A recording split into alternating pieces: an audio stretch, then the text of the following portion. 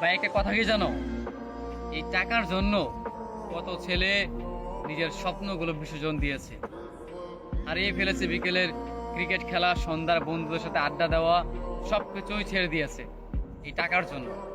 টাকার জন্য প্রতিটা ছেলে নিজের ক্যারিয়ারটাকে এলোমেলো করে দিয়েছে। পরিবারের কাছ থেকে নানা ধরনের কথা শুনেছে, প্রিয় মানুষকে হারিয়েছে, বন্ধু বান্ধবের থেকে আলাদা হয়ে গিয়েছে, হারিয়ে ফেলেছে তার বিকেলের আড্ডা, সন্ধ্যার আড্ডা, কিংবা বিকেলের ফুটবল ম্যাচ, ক্রিকেট খেলা, ঘুরে বেড়ানো, এই সব কিছু মানে পরিবর্তন করে ফেলেছে শুধুমাত্র নিজের ক্যারিয়ার ভালো রাখার জন্য, মানে প্রতিশ্রুতি করার জন্য বা টাকা ইনকাম করার জন্য।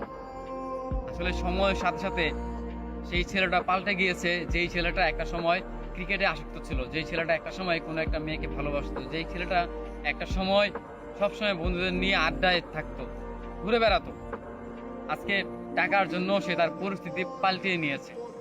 আসলেই মানুষের পরিস্থিতি মানে পাল্টানোর প্রয়োজন, কারণ একটা সময়ের পর গিয়ে, বিশেষ করে ছেলেদের 18 বছরের পর থেকে শুরু হয় তাদের জীবনটা আসলে একটা বিষাক্ত, কিংবা তাদের জীবনটা একটা বেদনা, সেটা তারা মানে বুঝতে পারে 18 বছরের পর।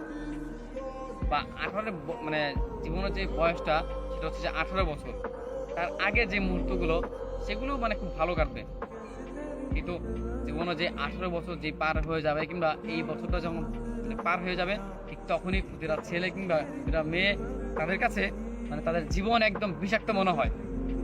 তাদের একদমই মানে নিজের জীবনটাকে তারা মানে ভালো লাগে না। প্রত্যেকটা জায়গায় কষ্ট, মানে অপমান, নিজের ভালো থাকা হয়ে ওঠে না, মানে সব দিক দিয়ে মানে কেন যেন মানে প্রবলেম তৈরি হয় এই 18 বছরের পর।